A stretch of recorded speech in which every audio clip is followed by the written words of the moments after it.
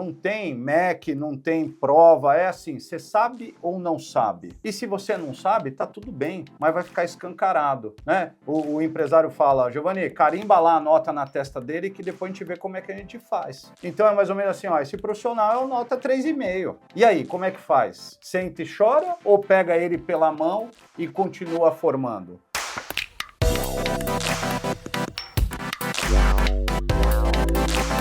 Olá, sejam bem-vindos ao Pode Isso Contadora, mais um episódio gravado aqui em São Paulo. E hoje eu trouxe para vocês um profissional da área da contabilidade, mestre em contabilidade, mentor do G4 Educação, fora outras coisas que ele faz, e vai contar aqui para você. Então seja muito bem-vindo, Giovanni, ao nosso canal. Vamos falar um pouco sobre a sua trajetória profissional e outras coisas mais da sua profissão. Tanísia, obrigado pelo convite. A Tanísia foi minha aluna no Traction, no G4, contadora, e eu dou aula de finanças, né, nos programas do G4. E ela não é de São Paulo, me ligou faz uns 30 dias, dizendo que estaria em São Paulo, se podia contar comigo para essa gravação. A agenda conseguimos alinhar e estou feliz de estar aqui com você. Obrigado pelo convite. Eu que agradeço pela sua disponibilidade, estava corrido, eu sei que estava lá em Recife, né? Estava longe, é. E eu estava em Alagoas, então Deu era mais certo. perto lá, mas tudo bem, estamos aqui. E vamos falar hoje sobre a profissão da contabilidade. Por que você escolheu essa profissão que a gente sabe que não é tão fácil, é árdua, né? E tem muitos desafios, né? Não só pela própria profissão em si, mas porque existem muitas demandas vindas do governo que caem no colo do contador e termina que sobrecarrega a profissão contábil em si. A gente termina fazendo muitas coisas que não seria bem contabilidade, mas que cai na responsabilidade nossa. Me diga por que você escolheu essa profissão. Eu sou de 1980, estou com 45 anos, e na época a gente não tinha internet, não tinha nada, e eu sempre fui muito bom aluno. E a escola que eu estudava, no final do ano ali do terceiro colegial, promoveu ali uma questão de mérito e presenteou alguns alunos para um teste vocacional. E aí eu meio que fiz o teste, entrou ali o resultado nessa área da administração, economia, contabilidade, e aí para definir o que eu ia seguir, eu fui num evento da USP na época, isso em 1997, e aí falou um profissional de administração, um profissional de economia e, por último, falou um profissional de ciências contábeis. E aí ele começou a palestra dizendo assim, olha, a nossa profissão não tem o glamour que é, né? Os colegas aqui acabaram de relatar economia, administração, mas tem emprego. E aí todo mundo entrou naquele choque, né, com aquela fala, e eu venho de uma família humilde, eu falei, é isso que eu preciso, eu não preciso de glamour, eu preciso de renda, eu preciso de emprego, de oportunidade, e talvez ali meio que definiu, aí prestei vestibular, na época, né, ainda existia essa coisa da concorrência do vestibular, hoje eu brinco que não tem mais vaga do que candidato. Verdade. E aí eu entrei e comecei, com 17 anos, fazer contabilidade na PUC. PUC São Paulo, na época eram 5 anos de graduação. E se apaixonou pela profissão? Eu tenho muita facilidade com raciocínio lógico, mas é importante dizer que contabilidade é uma ciência social aplicada, cabe julgamento. Todo mundo acha que é algo, né, muito racional ali, que é uma ciência exata, e não é. Tem ali um julgamento. E, portanto, você soma esse julgamento com a questão do racional, e eu sempre me dei muito bem, e a minha vida, minha carreira inteira foi em cima da contabilidade, mas da contabilidade gerencial e não da contabilidade financeira fiscal. Porque a gente sabe, como eu falei aqui, que existe essa demanda, principalmente para quem vai atuar como contador realmente de empresas, tem empresa de contabilidade, vai atuar ali aplicando obrigações impostas pelo governo. E até a parte contábil em si, essa parte gerencial, ela é deixada de lado. Exato. Porque a gente não consegue ter tempo de executar a contabilidade de fato, de ser realmente um contador analítico e gerencial, trazendo essas informações que são importantes para as empresas, né? Eu divido, e aí eu não gosto nem de usar o termo contabilidade, eu gosto de usar o termo ciência contábil. Porque no final, né, todo mundo que está assistindo aqui que é contador, a gente estudou uma ciência. E essa ciência lá, Luca Pacioli, 1492, tem mais de 530 anos, 1494. Tem mais de 530 anos. E o Brasil, ele foi conduzindo a nossa ciência para essa coisa da burocracia, né? Isso não é de hoje, isso já vem há algum tempo. E aí eu brinco, né, e falo isso em palestra, que o contador foi meio que sequestrado pelo governo, e aí o governo sequestra esse profissional e fala aí, me ajuda agora, você é a categoria que vai me ajudar a arrecadar. E ó, faz tudo direitinho, porque senão você é corresponsável por algum erro que o seu cliente que vai te pagar, não sou nem eu, é o cliente que vai te pagar. E por outro lado, o cliente, que é um empresário, fala para ele, me ajuda a pagar menos imposto? Né? Então, e a gente fica nesse meio aí, né? Você fica no meio e o drive do seu cliente que está te pagando me ajuda a pagar menos, e o governo com a faca no seu pescoço dizendo, ó, você tem que cumprir isso, isso e isso. Se você fizer errado, tem multa, tem Exato. isso. E, então, ficou a profissão, né, dessa forma, nessa posição aqui relatada. E quando a gente vê o número de empresas com o número de contadores habilitados que tem o CRC, dá mais de 40 empresas para cada profissional. E aí o que eu tenho percebido, né, e aí eu já tenho aí alguns anos de profissão, é que a ciência contábil foi sendo deixada de lado. E isso, na minha concepção, para um país que ainda é em desenvolvimento, é um crime. Porque se você não pega um conhecimento científico e aplica nas empresas do seu país, né, você está deixando de criar valor para as empresas, consequentemente para o país. Isso é muito verdade, porque a gente termina ficando ali habitolado fazer só obrigações fiscais e deixa realmente a desejar na parte contábil, na parte da ciência, como você falou. Inclusive até em pesquisas, né? Exato. Nós não temos tanto desenvolvimento em pesquisa. A parte acadêmica, ela é meio também deixada de lado. Os profissionais de área contábil, eles saem da faculdade, vai para o campo de trabalho e muitos morrem ali só trabalhando e esquece que existe toda a parte científica, acadêmica que poderia ser desenvolvida e termina hoje sendo deixada de lado. Hoje eu vejo até mais cursos de mestrado e doutorado, que inclusive eu me tornei doutora em contabilidade pela FUCAP, Tá. Mas foi algo que, por exemplo, lá na minha região, em Alagoas, não tem. Tá. Não tem na universidade, não tem faculdade que tenha esses cursos. Então, a gente termina a graduação e fica por ali. Vai fazer uma pós-graduação, não sei de quê, e não se desenvolve, não aprende a ser pesquisador, não aprende a ser realmente essa parte da contabilidade financeira em si. Exato. E até porque lá nós temos mais empresas comerciais, diferentemente de outras regiões do Brasil, que nós temos também mais empresas industriais, que precisa de profissionais mais científicos e analíticos, que precisa desenvolver essa área. Então, eu acredito que, por exemplo, aqui no Sudeste, a gente vai ter muito mais desenvolvimento de profissionais nessa área do que na região Nordeste, por exemplo, que é mais limitado. Eu tive a oportunidade de dar muitos anos aula em universidade. E por ter me formado na PUC, eu tive a oportunidade de conhecer alguns professores que criaram a contabilidade no Brasil, como Sérgio Deildícibus, né, que é um amigo nosso, porque ele é professor da PUC, foi meu professor no mestrado, o Eliseu Martins, né, que está sempre nos eventos aqui do CRC São Paulo, o professor Carlos Marion, que também é, de alguma forma, um dos principais autores de livro de contabilidade, é um amigo querido aí que também deu aula comigo na PUC, e o conhecimento, a contabilidade em si no Brasil, ela é lá da década de 60, que foi se estruturando com a lei, com a lei, né, de 64, a lei das SAs. Então, eu tive a oportunidade de conviver com essa galera que já está, né, nos seus 80, 90 anos, e lá atrás, no desenvolvimento dessa organização contábil no Brasil, participou ativamente.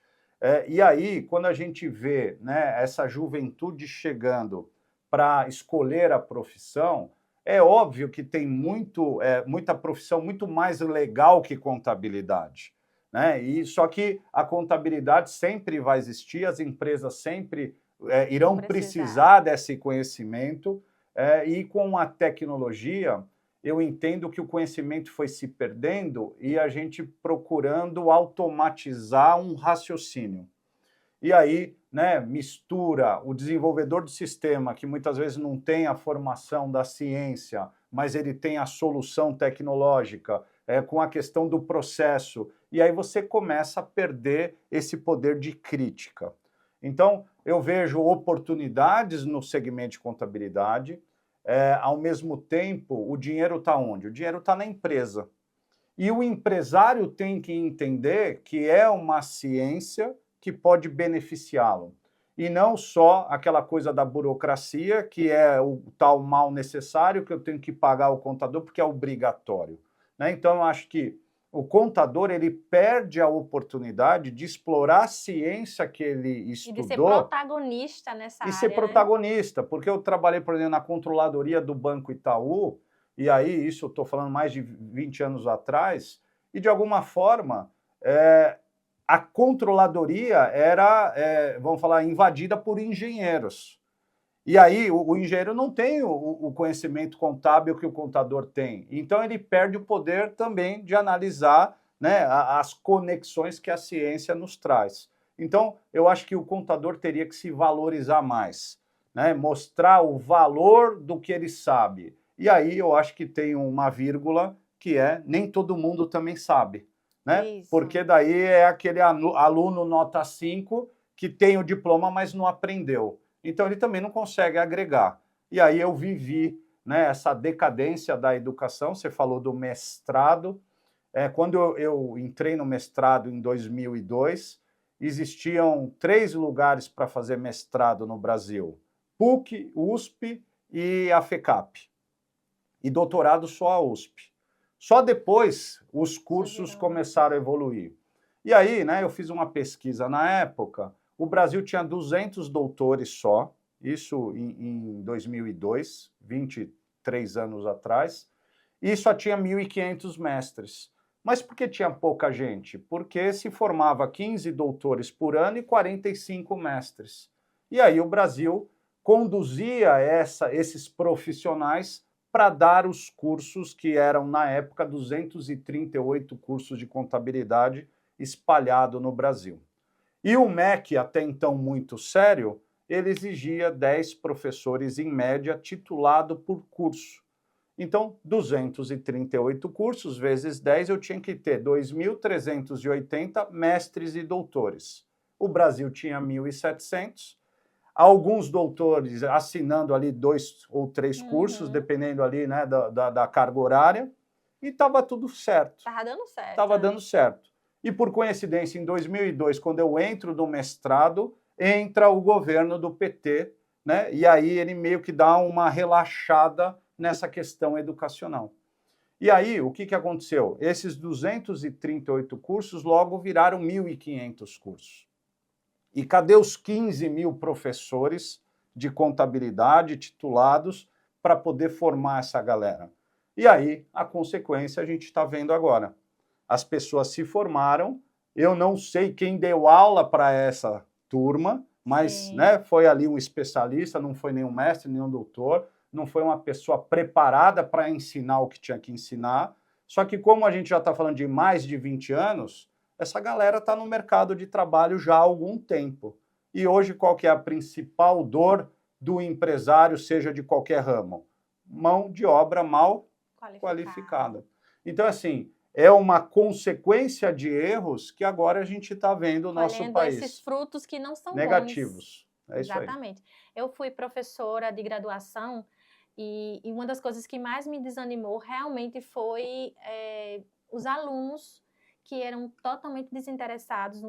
Tem alguns que se salvam ali, né? Mas a maioria não.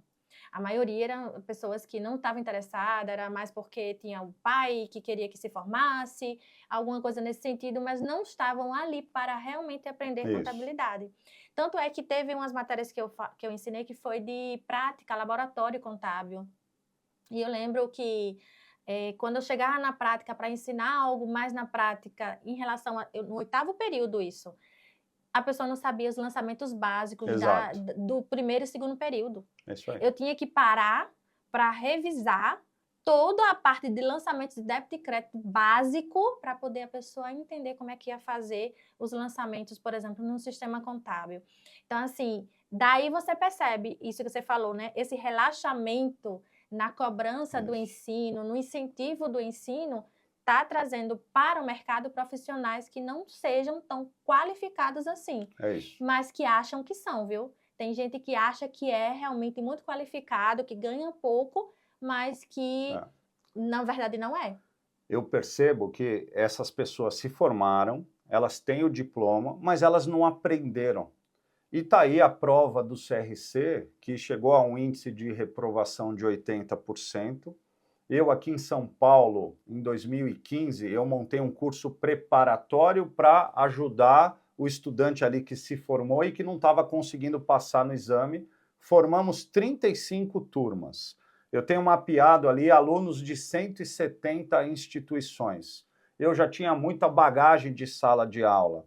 E aí eu falava para o meu sócio, eu falava assim, esse aqui não merece ter um CRC. E aí, né, você fica com dó, porque, de certa forma, ele é uma vítima do sistema. Ele estudou, ele se formou, ele ficou 4, 5 anos lá, ele tem o diploma, mas ele não consegue fazer uma prova elementar de um exame de suficiência. E aí, né, fica uma crítica minha ao Conselho Federal de Contabilidade, que agora, as últimas provas, acho que a última prova, ela deu uma afrouxada na prova. Exatamente. E aí melhorou o índice de aprovação. Mas não é que melhorou a educação do contador. Então, isso, para mim, já é reflexo de uma degringolada que daqui a pouco a gente vai sentir ainda mais os efeitos. Exatamente essa percepção que você teve, a mesma que eu tive também. Então, não foi que houve uma melhora na qualidade do ensino ou dos alunos, dos profissionais que estão saindo da graduação, mas houve um afrouxamento na exigência da cobrança das questões da prova. É isso. E por isso que aumentou o índice de aprovados no exame de suficiência. Mas aí o mercado cobra, né? A gente se conheceu no G4 Educação, eu estou lá exposto e eu convivo com muito empresário. E aí, né, a gente começa a assessorar esses empresários no segmento gerencial, que é a controladoria na qual o meu escritório, né, tem um histórico aqui em São Paulo já há mais de uma década, que faz a contabilidade gerencial para essa galera. E aí eu falo assim, ó, beleza, tá tudo, vamos falar, bagunçado as suas finanças, vamos arrumar. Primeiro passo, quem vai ser o seu ponto focal na empresa para poder operar o que a gente der aqui como coordenada? E aí a gente percebe que essa mão de obra que está lá não está pronta. E aí o que a gente tem desenvolvido, né? E aí é um produto até para o pessoal que está nos ouvindo entender qual que é a lógica. Se eles não sabem fazer a metodologia para se ter um balanço, uma DRE, um fluxo de caixa gerencial, conseguir analisar com propriedade, e o empresário não tem que saber, até porque muitas vezes ele é um empreendedor que não estudou isso, mas ele contratou alguém que estudou, que deveria saber, e que deveria saber, mas também não sabe. Eu falo assim, vamos fazer o seguinte, vamos terminar de formar esse seu funcionário, só que antes vamos entender qual é a deficiência dele. E aí a gente aplica uma prova para esse profissional, uma prova séria, uma prova onde ele tem que quebrar a cabeça, e ele, né, devolve o caderno de resposta e a nota é ruim, a gente já sabe. Só que daí a gente mapeia aonde está a deficiência dele. E aí cria um plano para terminar de formar. E aí não tem MEC, não tem prova, é assim, você sabe ou não sabe? E se você não sabe, tá tudo bem, mas vai ficar escancarado. Né? O empresário fala, Giovanni, carimba lá a nota na testa dele que depois a gente vê como é que a gente faz. Então é mais ou menos assim, ó, esse profissional é nota 3,5. Nossa.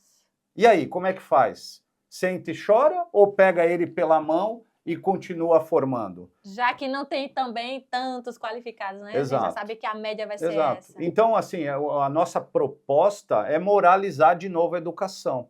Né? Então, o pessoal fala, você, eu, Giovanni, né, tem competência técnica, tendo dado aula na PUC, na FIPECAF, pós-graduação no Mackenzie, na própria FAAP, Universidade Federal do Rio de Janeiro, hoje mentor do G4, para falar assim, não sabe. E veja, eu acho que a gente tem que parar de passar a mão na cabeça. As pessoas têm que se propor a estudar alguma coisa, aprender. E a nossa área é muito legal porque não dá para enrolar. Exatamente. Né? Ou você sabe, ou você não sabe. Ou o balanço bate, ou o balanço não bate, não é assim? Isso. Então, tem que agora a gente ajudar as empresas. E aí, pessoal, como é que eu vejo essa sequência de problema? A empresa que não tem informação, ela não tem base para tomar decisão. Isso. Logo, ela vai tomando decisão aleatória. Eu brinco que eu, numa reunião sem dados, sem número, eu sou mais um com opinião. Vai no achismo, né? Vai no achismo. Só que daí você pensa, né, uma empresa com 1, 2, 3 mil funcionários, sem dado, e aí você tem lá 4, 5 mil famílias dependendo daquele negócio, e a empresa está perdida. E está perdida porque o dono contrata gente que não consegue entregar e está tudo certo. E não deveria estar tudo certo. E aí, né, a riqueza que era para ser gerada, para ser criada no nosso país, não é criada e nem gerada. E aí a gente vive nessa mediocridade, né, infelizmente. Verdade. Agora, Giovanni, você acha que, vou falar em achar, né, a percepção, que a reforma tributária que está sendo agora implementada, a lei foi aprovada esse ano e já vai ter, né, resultados a partir de janeiro de 2026, já vai ser começado a fazer a implementação de carga tributária, da CBS, IBS, vai existir, eu falo sempre que a reforma tributária ela é uma reforma econômica. Por quê? Porque ela vai influenciar o fluxo de caixa das empresas. Então, as empresas hoje, a gente fazendo uma análise a nível Brasil, vamos dizer aí que em torno de 80% a 90% das empresas já estão endividadas. Tá. Existe dívida, seja ela na parte de tributos ou também com terceiros. Bancos, né, capital de giro, trabalhar alavancadíssimo o negócio. E quando chegar o famoso split payment, que é o pagamento dividido, onde o governo, explicando aqui para quem está assistindo, o governo já vai pegar a parte do imposto na hora que essa empresa vender e receber do cliente dela. Esse impacto, você, na sua percepção como profissional, como especialista nessa parte de gerencial, controladoria, como é que vai ser para essas empresas? Eu vejo um cenário bem negativo, na minha visão. Vamos lá. A reforma tributária ela vai ser faseada. Então, tem ali 8 anos para a gente implementar a reforma. Começa agora, daqui praticamente 30 dias, Isso. Que seria, né, o final aqui de 2025, que a gente está falando no final de novembro, e em 26 já começou.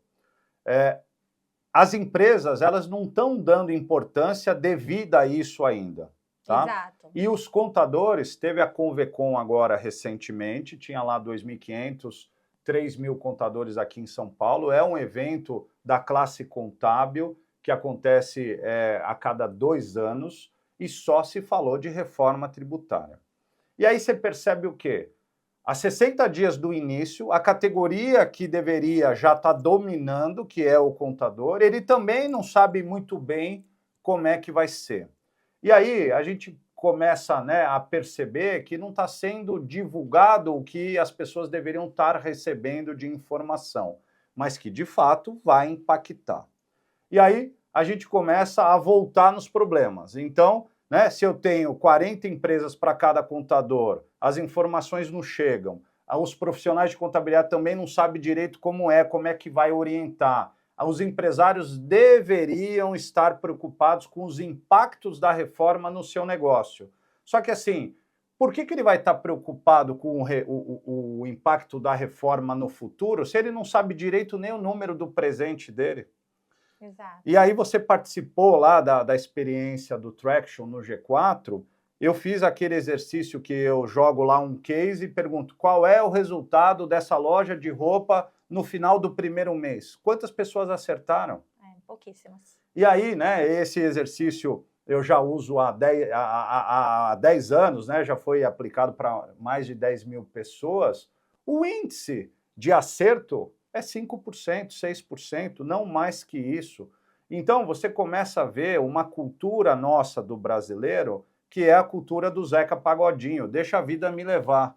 Então, tá vindo um furacão aí, vai impactar todo mundo, as pessoas não estão dando a importância para isso, né? E cada hora vem uma distração no noticiário, e daqui a pouco vem Natal, Réveillon e chegou.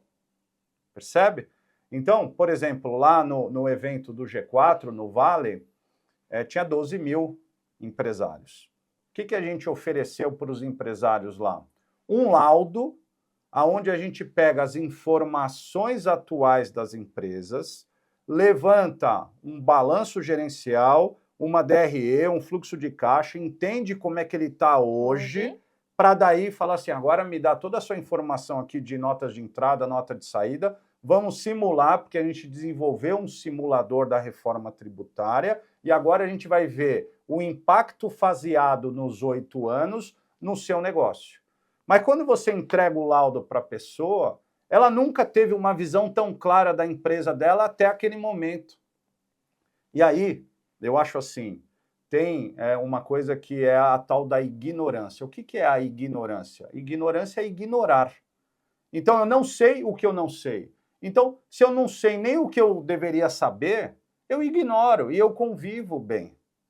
E está tudo certo. Então, acho que o nosso trabalho, que tem um palco como o palco do G4, que a gente tem hoje as redes sociais para passar mensagem, isso aqui vai ser visto por muita gente.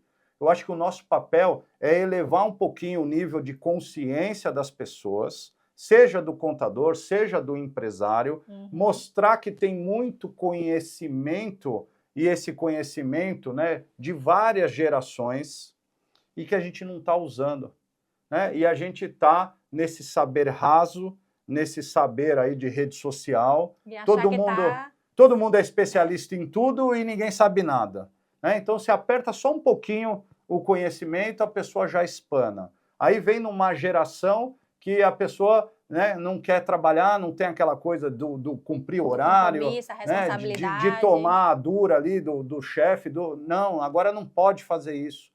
E a gente meio que está invertendo tudo. E o problema, né, é que se você se dispõe a falar isso, né, tem gente que fala, não pode falar isso. Como não pode falar isso? Tem que falar, né? Tem que falar. É um problema. Tem que falar, né? E aí, a gente que é contador, a gente pensa muito em resultado, não é isso? Sim. A empresa deu resultado? A pergunta é, do jeito que está, o nosso país está tendo resultado positivo? Essa é a provocação, né? Até quando a gente vai se enganar? A gente está falando com um papo de adulto, não é isso? Sim. Então, até quando a gente vai se enganar e as empresas achar que é assim que funciona? E você falando aí, justamente os empresários não estão preocupados.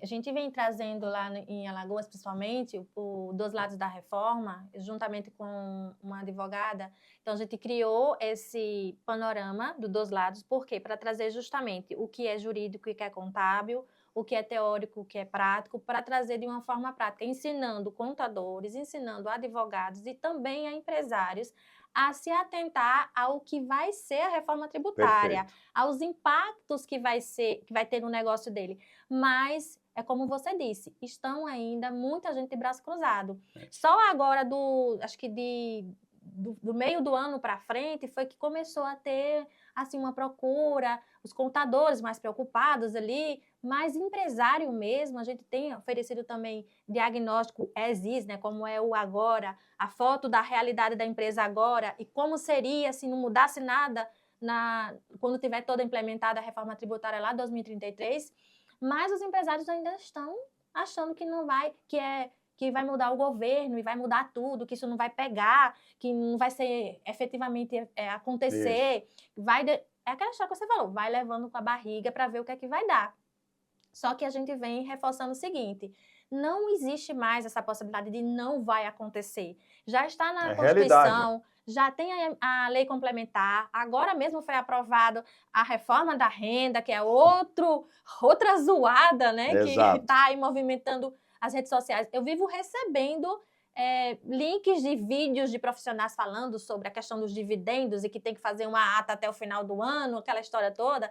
Inclusive, o Conselho Federal de Contabilidade se pronunciou sobre essa temática, eu nem sei se... De distribuir o distribuir dividendo, né? antes mesmo de terminar e fazer a auditoria do balanço, né? Como é que vai ser isso, que é contra as normas contábeis, mas que o legislador não se preocupou, não está se preocupando com o que realmente é a contabilidade. Então, a gente vê aí várias vertentes, vários pilares sendo destroçados, porque as pessoas não estão se preocupando com isso. E que, na verdade, volta, mais uma vez, uma carga sobre o contador, que é o contador que vai ter que fazer 2 apurações, que é o contador que vai ter que ensinar a fazer isso e aquilo dentro da empresa. Só que cada um dos personagens nessa história toda tem a sua função e as suas responsabilidades. Só que não é só do contador. Claro que não. A empresa ela tem um dever de reestruturar toda a situação dela. Seja, tem empresa que hoje não tem financeiro e vai precisar se restabelecer, porque a reforma ela é uma reforma financeira. O crédito amplo que existe na reforma tributária é financeiro. Você vai passar a fiscalizar o seu fornecedor. Só vai poder tomar o crédito se o fornecedor pagar o imposto. Até o split está totalmente integrado, funcionando como o governo quer, né, no split inteligente, vai ter que existir a conciliação das empresas fazendo isso manualmente. Sem dúvida. Então, se a empresa hoje ela não está organizada financeiramente, não tem minimamente uma organização de conciliação bancária, que tem muitas que não tem, como é que vai passar por essa transição e chegar do outro lado, né, lá em 2033, em pé? Recentemente, eu fui entrevistado, saiu no Valor Econômico, saiu alguns jornais e sites de grande circulação, o UOL, eu dizendo exatamente isso. O Brasil não está preparado para essa reforma do tamanho que ela vem. E aí, qual que é o lance, né? Você pega lá um escritório com 80 clientes, 100 clientes, que é normal, e o contador tem que calcular para todo mundo o impacto de 8 anos. Não tem mão de obra para calcular esse impacto. Não tem. Não tem. Não tem gente competente para calcular. Como é que a gente fez para resolver isso? Já há mais de 1 ano a gente está desenvolvendo um simulador na qual você sobe as informações e ele calcula de forma meio que automática. E aí essa simulação é feita nos 8 anos.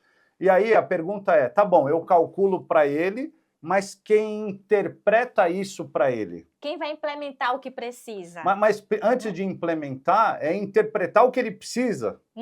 Percebe? Então, a gente está desenvolvendo, e foi o produto que a gente levou lá na feira, que foi agora recente, o Vale, que era o laudo interpretado com o impacto da reforma. Então, depois a gente vai conversar, sabendo que você tem escritório e está longe aqui de São Paulo, para você representar isso lá no Nordeste. Porque isso daí tem que chegar nas extremidades do país.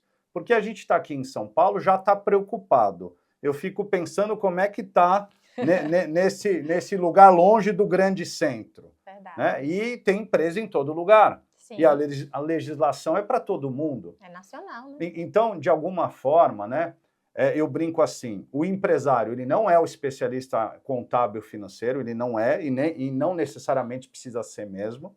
Ele contrata alguém para fazer o seu contas a pagar, a receber, e esse alguém não sabe direito o que está fazendo. Aí ele compra um sistema, que pode ser um Conta Azul, um Bling, um Omie, um Time, um TOTUS, um SAP, algum sistema para ajudar ele no financeiro. Aí na hora que ele vai implementar, quem implementa também não sabe nem fazer direito um plano de contas. E aí ele pega o contador que está preocupado em ajudar ele a pagar menos imposto. Aí o empresário ele quer informação para ele tomar decisão. Ele pede aqui e não sai nada. E aí ele fala, mas eu tenho quanto a pagar, receber, eu tenho o sistema, eu tenho o contador e eu não tenho a informação. Então, quando a gente fala que ele não está preocupado, eu até acho que ele está, mas ele não entendeu a gravidade do problema que ele se mete, correndo os riscos que ele corre, porque ele ainda não alcança, ele ainda não chegou num nível ali de consciência para o problema. E aí o jornal, as mídias que deveriam estar ajudando a trazer essa consciência, não está acontecendo isso. É verdade. E aí a gente tem esse problema, primeiro de trazer essa consciência, de mudar a cultura desse empresário, de que ele precisa, não é mais uma opção. Exato. Não é mais assim um talvez, é uma necessidade. Se ele quiser sobreviver a esse período, que não vai ser fácil, eu visualizo grandes dificuldades e eu acredito que o governo ele sabe que vai ter empresas que vão fechar, mas ele acredita também que o mercado vai se moldar, porque em toda crise, em toda mudança vai ter oportunidades e vai ter as situações que vai ter as empresas quebrando, como aconteceu inclusive na pandemia, né? Teve muitas empresas que saíram do nada, foram inovadas, né? E criaram coisas inéditas, e também teve muita empresa que fechou as portas. Mas esse ano né, quase 1 milhão de empresas já fecharam as portas. Então você vê, e a gente está passando por uma situação que eu tenho clientes em dificuldades, e todo mundo fala isso também, que tem clientes com muitas dificuldades financeiras, então é uma situação delicada e a empresa, o empresário que não se preocupar com isso vai ter sérios problemas daqui para frente. Então, realmente, essa consciência precisa acontecer. E eu, né, como profissional, como doutora, como cientista na contabilidade, me sinto, inclusive, responsável em trazer conhecimento. E por isso foi criado esse canal, né, o Pode Isso Contadora, para trazer conhecimento de forma gratuita para as pessoas, mas precisa também ter a pessoa do outro lado interessada em fazer acontecer na sua empresa, né? Porque senão a gente vai ficar aqui falando e não vai acontecer nada. Mas 2026 está aí, está às portas, e quando começar a zoada acontecer, aí sim, vai ser poucos profissionais que vão estar capacitados e poucos empresários que vão estar se preocupando com essa situação. Mas o Brasil hoje tem 78 milhões de CPFs com restrição, 8 milhões de CNPJs com restrição, do universo de 22 milhões. Então, quase 40% das empresas já estão com restrição. Quando a gente fala, né, vai ter lá o split que vai pegar o dinheiro antes de chegar no caixa, e você tinha até me perguntado, eu não respondi. Vai impactar o fluxo de caixa? Claro que vai, porque hoje você vende no dia 1, no dia 2, no dia 3, aí no dia 30 você apura o imposto para pagar lá no dia 20. E esse dinheiro está entrando 100% no seu mês e você vai usando ele até o dia 20, aonde você paga. Esse dinheiro passa a não entrar mais na sua empresa, no seu fluxo de caixa. Então, se você vende 100, hoje entra 100 e lá você tem que pagar 15, você usa esses 15 ao longo dos 50 dias. Como capital de giro, como capital de giro, e você vai passar a não ter os 15 entrando, só vai entrar 85. Então, isso vai dar um problema, e quando a gente fala em capital de giro, para quem ainda não entendeu direito o que é capital de giro, a gente pega o balanço e aí tem lá o ativo circulante. Vou resumir aqui em 4 contas, né? Se você é uma empresa que trabalha com mercadoria, ou uma indústria, você tem o caixa, o banco, os valores a receber de algo que você já vendeu e não recebeu, você tem lá o seu estoque de produto acabado e você pode ter ali um estoque de matéria-prima, um estoque de produto em elaboração. Então, você pega dinheiro no seu caixa para comprar matéria-prima, para virar um produto acabado, para quando você vender, você esperar ali 30, 60, 90 dias para receber, para o dinheiro entrar na conta, para daí você comprar mais matéria-prima e ficar girando. E esse montante de dinheiro, vamos imaginar que é 1 milhão esparramado aqui nessas contas, ele vai diminuir, porque esse dinheiro não vai entrar. Então, isso vai ser uma problemática para as empresas, uma vez também que o juros está alto. Como é que ela compõe e repõe esse dinheiro que não entrou? Se ela não tem o dinheiro, ela vai ter que buscar crédito. O crédito está alto. O crédito estando alto, esses juros, que está uma Selic de 15%, mas se você for buscar esse dinheiro no mercado, você vai pagar 24%, 25% ao ano, esses juros não cabem lá na DRE. E aí você vai ter o resultado operacional, na hora que você meter os juros, a conta não fecha. Então, é um cenário preocupante, né?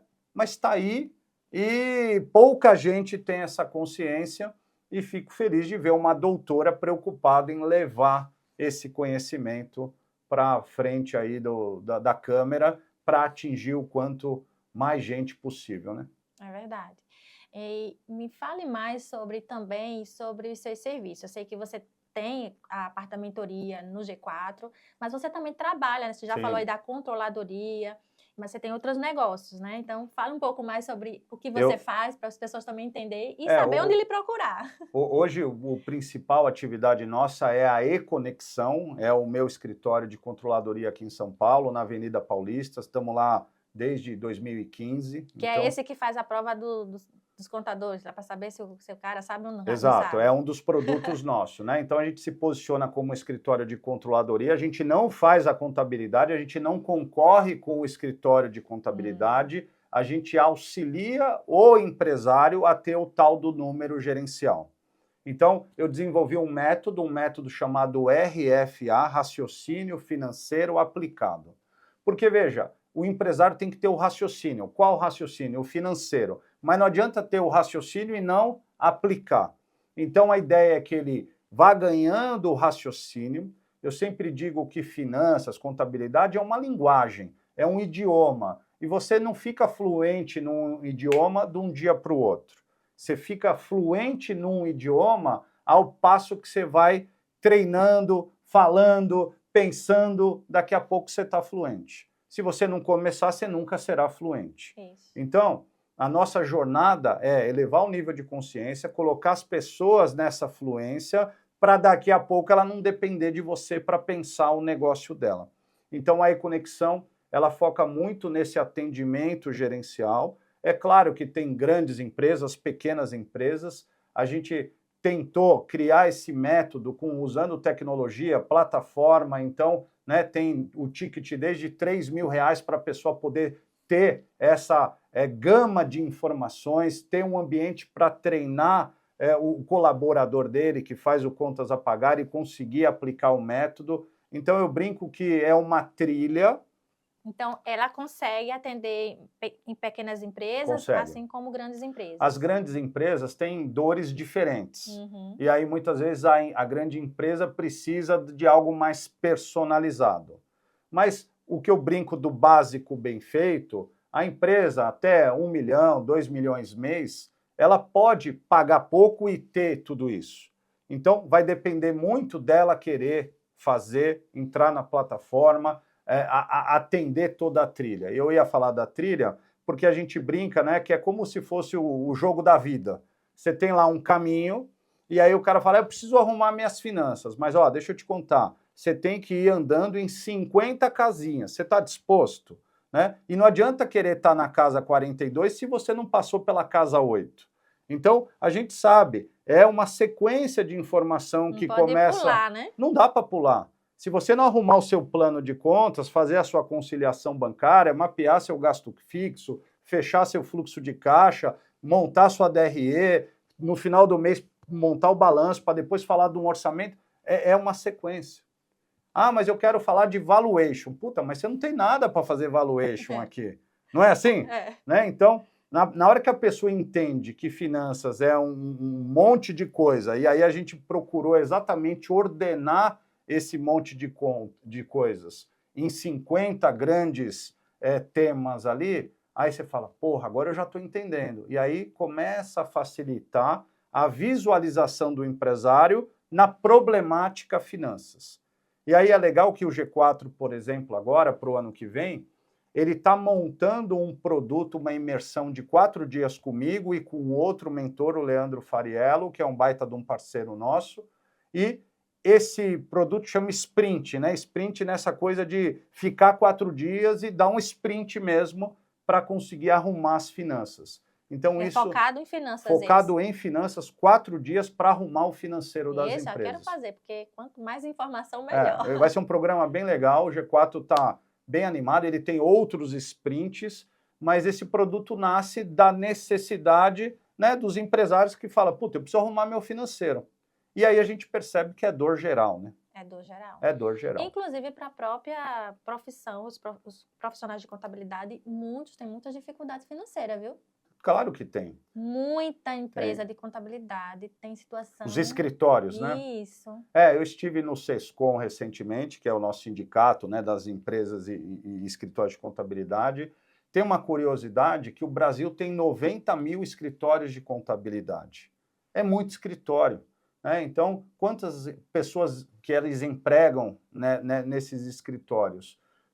A gente está nessa pegada de testar e passar o conhecimento para o departamento financeiro, mas está saindo, e ainda não saiu, e por isso que eu falei, o verbo aí está saindo do papel, o projeto para a gente testar a mão de obra contábil.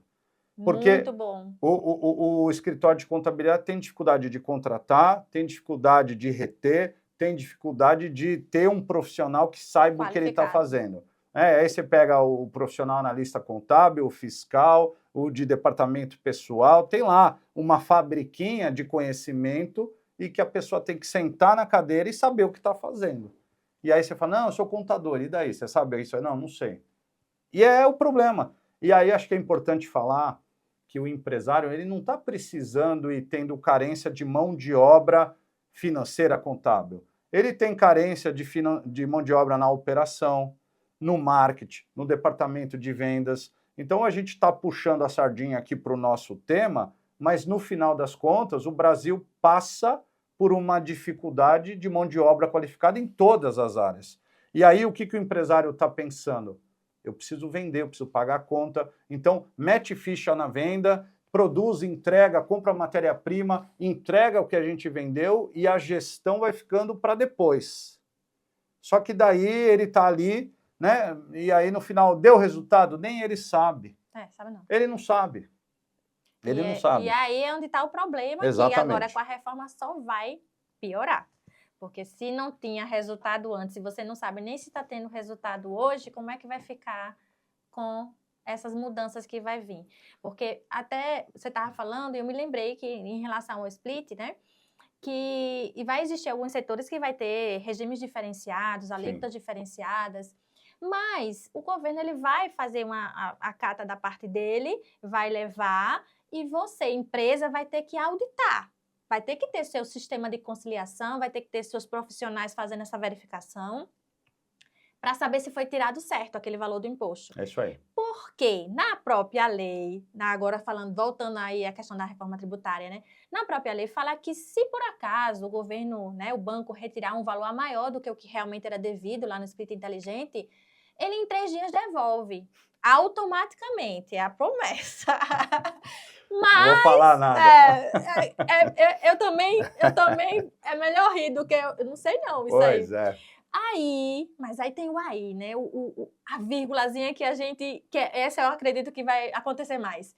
Se por acaso ele não devolver esse valor automaticamente, você vai ter que questionar, né? Mostrar que ele tirou o dinheiro a mais. Mais burocracia, né? Tirou o dinheiro a mais. E aí o governo diz que em 180 dias ele vai devolver, caso ele analise e realmente comprove que retirou um valor a mais. O que você acha que vai acontecer?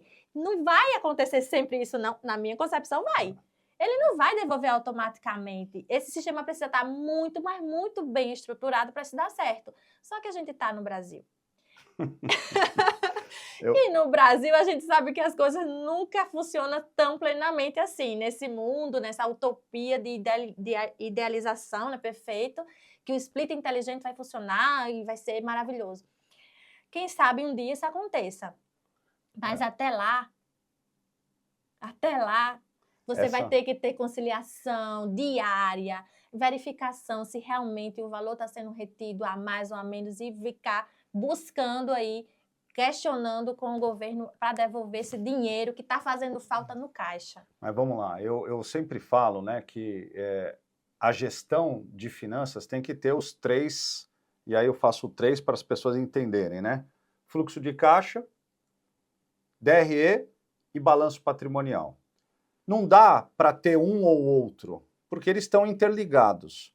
E aí, por que tem 3? Porque o fluxo de caixa, você vai ver se a empresa tem ou não dinheiro, tem ou não fluxo financeiro para pagar as contas, então não pode secar esse balde que eu falo que é um balde furado, com furos que são as saídas e com as entradas. Então, o fluxo de caixa te dá informação se você tem ou não dinheiro. Se você quer saber se a sua operação está dando lucro ou prejuízo, você olha na DRE. E se você quer saber aonde está o seu dinheiro, a sua riqueza, você olha no balanço patrimonial. Você tem lá os ativos, você vai ter lá caminhão, instalação, estoque, a massa de dinheiro que você, empresário, administra. E para isso existir, ou você pegou dinheiro de terceiros, que são os passivos, as dívidas que você está devendo para alguém, e a diferença é sua, que é o capital próprio. Muito bem. Isso serve para quem? Serve para as pessoas jurídicas, todos os tipos de empresa, serve para as pessoas físicas. Então, se você, na sua DRE, pessoa física, pessoal, ganha 10 e gasta 11, a sua DRE é menos 1. E aí, para você bancar esse menos 1, você fez uma dívida. E aí seu fluxo de caixa começa a ter problema. E aí você vai mandando dívida para o seu patrimônio líquido. Então, a cada período que passa, a sua dívida aumenta. E serve também para o governo. E aí, essa semana eu estava numa reunião ali na Associação Comercial de São Paulo, na Rua Boa Vista, aqui no centro de São Paulo, e eles são responsáveis por calcular aquele impostômetro. Sim. E aí, o que eles fizeram? Também estão calculando não só a arrecadação do governo, como o gasto do governo. E aí, o absurdo é tamanho, né? Porque se arrecada 3 tri, gasta 4. Déficit, não. E aí, como é que você paga esse prejuízo, né? E no governo não se fala prejuízo, fala déficit. Mas esse 1 tri que está gastando além do que está arrecadando, alguém vai ter que pagar. Aí o que o governo faz? Aumenta a dívida do governo. E aí, ao aumentar a dívida, ele vai buscar o quê? Dinheiro, né? E em algum recurso ali. E para ele captar esse dinheiro, ele tem que devolver juros. E é por isso que o juros está alto. Porque quem vai financiar esse dinheiro gasto a maior do governo quer algum benefício. É um juros de 15% de Selic ao ano. E isso vai contaminando toda a economia. E aí vai desacelerando a economia, porque o empresário fala, quer saber, eu não vou correr risco. Eu prefiro ficar aqui com meus 20 milhões rendendo 15% ao ano, que dá 3 milhões de juros, do que entrar nesse manicômio que é empreender no Brasil. Que às vezes não dá nem lucro, dá prejuízo. Pois é, ele corre risco, ele fala, então eu não vou correr risco. Né? E aí as coisas não acontecem. Então é assim, é preocupante o cenário, para a gente é um cenário de oportunidade, porque se está todo mundo precisando do nosso saber, a gente vai ter muito trabalho. Mas se for pensar macro, eu não estou feliz com isso. Eu estou feliz porque eu vou trabalhar bastante, vou ganhar o meu dinheiro, vou trazer o meu conhecimento para ajudar as empresas, mas o cenário pensando macro, ele não é legal. E vai ser muito desafiador. Mesmo com tanto trabalho, vai ser muito desafiador. Exato. Muito bem. Estamos chegando agora no momento Pode Isso Contadora. Preparou uma pergunta para mim? Que agora você me faz a pergunta para eu responder. Eu vou na linha da minha bandeira, tá? Contadora, pode o profissional contábil ficar só preocupado com o tributo e esquecer a ciência? Não pode! Simples e claro, não pode. Tem que se preocupar com a ciência e o desenvolvimento. E também a aplicação da ciência na prática. Isso. Porque a gente tem, ou até tinha até um tempo atrás mais, a ciência no mundo acadêmico e dali não saía nada para a prática. Né? As dissertações, as teses, elas viviam ali no mundo acadêmico, mas a aplicação na prática para trazer o resultado para a empresa, para a economia, não se tinha muito. Hoje nós estamos vendo mais essa tradução, pegar o que a ciência pode trazer para melhorias no mercado, para realmente fazer com que esse mercado ele se desenvolva por meio da ciência. Exato. E é isso que nós precisamos incentivar cada vez mais, que os profissionais eles se atualizem, eles estudem a ciência, façam pesquisas que apliquem ao mercado e que esse mercado desenvolva. Porque senão fica ali um grupo de cientistas e um grupo de mercado, né, de empresários no mercado sem conseguir fazer a aplicação. Eu vivi e dou aula há 20 anos e vivi nesse mundo da academia.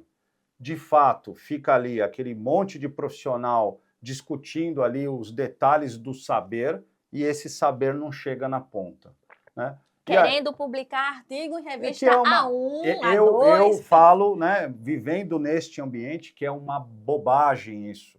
É uma bobagem. Esse conhecimento, ele publica o artigo, ninguém lê, não chega na ponta, e aquilo foi me cansando, porque fica ali uma discussão que não agrega valor. Eu acho que, assim, o contador, os professores, eles têm que entender que o dinheiro está na empresa. Esse pessoal tem que entender que ele tem que ajudar o empresário a ganhar mais dinheiro. Então, todo esse conhecimento, seja do contador, dos professores, ele tem que ser usado na empresa para gerar riqueza e aí o Brasil cresce. Mas não, parece que a gente domina ali um saber e aí o empresário é o inimigo, mas quem está com o dinheiro é a empresa. E aí você fala assim, pô, Giovanni, você parou de dar aula? Parei, porque o empresário, a sociedade não valoriza. Eu tenho que me valorizar. Exato. Eu tenho que me valorizar. Então, se dar aula não é valorizado, eu vou fazer outra coisa. Ah, mas e se todos os professores pensassem assim? Talvez a sociedade valorizaria, porque precisará ter professor. Então, as universidades me ligam e falam, você pode dar aula? Posso, meu preço é tanto. Não, mas isso a gente não paga, então eu não vou. Eu vou aonde está o dinheiro, aonde está o empresário, aonde está a pessoa que vai fazer diferença para pegar aquele conhecimento e aplicar e gerar riqueza. Percebe? É a visão, né? Você vê, você vai ensinar para quem quer aprender. É isso. Porque ensinar para quem não quer é horrível. É horrível. Você realmente se sente desmoralizado, desvalorizado e todo o seu conhecimento, a ciência que você sabe é como se fosse lixo, não serve para nada. Mas não só isso, você também ensinar para quem não vai conseguir aplicar e fazer a diferença, você está perdendo tempo. Exato. Né? Então, quem vai conseguir pegar aquele saber, tomar decisão e poder usar o termo que o pessoal usa, né? Mudar o ponteiro? É o empresário. Exato. Então, assim, eu resolvi, né, que eu vou falar para o empresário porque é ele que tem o poder. Eu brinquei, né, que a gente estava conversando, que eu já paguei a minha conta social, que eu formei muito jovem, né, e tenho o maior orgulho disso, porque hoje eu vejo ex-alunos meus de quase 20 anos atrás na profissão, desenvolvendo bons trabalhos em grandes empresas, até porque você está em São Paulo e dava aula em grandes universidades. Uhum. Mas o que está por aí, eu me lembro de ter formado o curso lá com 35 turmas para ajudar o pessoal a se formar, e aí eu já falei aqui, né? Essas pessoas não merecem o CRC, porque elas não aprenderam, né? Mas e aí, o que a gente vai fazer com essas pessoas? E aí, né, só fazendo uma crítica também com a questão do Conselho Federal de Contabilidade, do Conselho Regional, que eliminou a história do técnico contábil. As empresas, as áreas do saber, elas estão precisando de técnicos. Isso. E esses cursos técnicos que foram morrendo, está fazendo falta agora a mão de obra. Porque tem muito trabalho que não precisa de um cara graduado fazendo, precisa de um cara técnico para fazer. Então, né, é mais uma crítica ao sistema que lá atrás acabou com essa modalidade, por exemplo, dos contadores, que são os técnicos. Verdade. Tinha o de técnico de contabilidade, Isso. técnico de administração, né? E hoje realmente não tem mais. E a gente tem aí uma gama de profissionais que saíram da faculdade, mas que não estão tecnicamente qualificados para isso. E não é só uma responsabilidade, por exemplo, da prova que, na nossa percepção, ela foi diminuída a exigência, mas inclusive do volume de faculdades que abriram e que o aluno, ele deixou de ser aluno, ele passou a ser cliente. Pois é. E aí eu entro numa situação que, quando você passa a ter cliente, Acabou a relação de, né, de poder ali no sentido de disciplina. Exatamente. E uma das coisas que me fez desistir de ensinar em graduação foi isso também, porque eu estava ensinando na faculdade, onde eu tinha que dar a nota para a pessoa passar. Sim. Então... Não dá, né? O poder da cátedra vai embora. Existe. Eu fui convidado, né, já há tempos atrás para dar aula na FIPECAF. Foi a primeira pergunta que eu fiz. Eu falei, aqui o aluno é aluno ou o aluno é cliente? Porque se ele for cliente, eu não quero. Né? Não, aqui o aluno é aluno. E aí veio a pandemia e tal, e transformou a pandemia, a educação de modo geral, que o aluno não quer mais estar presencialmente. E aí os cursos presenciais, eles vão morrendo. Aí, na época, né, da pandemia, não tinha opção, tinha que ser à distância. E aí você pede para o aluno ligar a câmera. Coisa simples, básica, eu quero ver se você está aqui comigo. Né? Não liga a câmera. E você passa a não ter o poder de exigir que ele ligue a câmera. Aí você pede 1, 2, 3, 4, 5 vezes, ele acaba... Aí eu falei, quer saber, eu vou fazer o meu. E aí o curso presencial voltou, só que ele foi morrendo. Ô, professor, agora você vai ter que dar aula no EAD. Eu falei, não, esse não.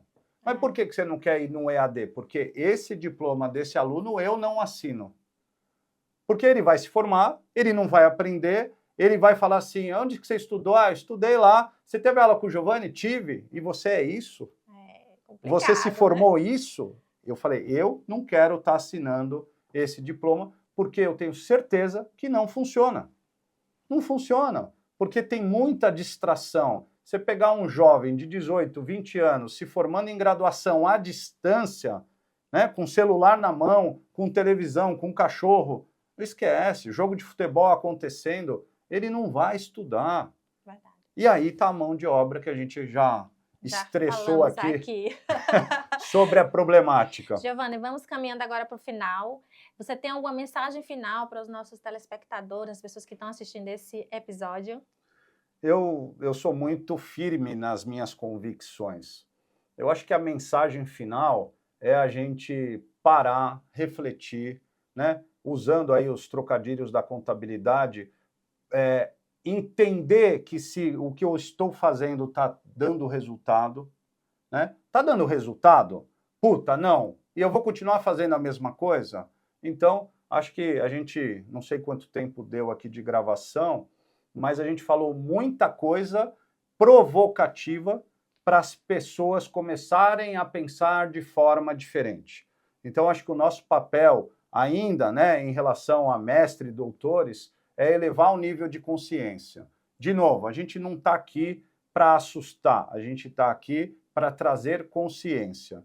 E eu entendi que o nosso papo aqui, com esse tempo, trouxe um pouco mais de consciência, e aí é aquilo, né?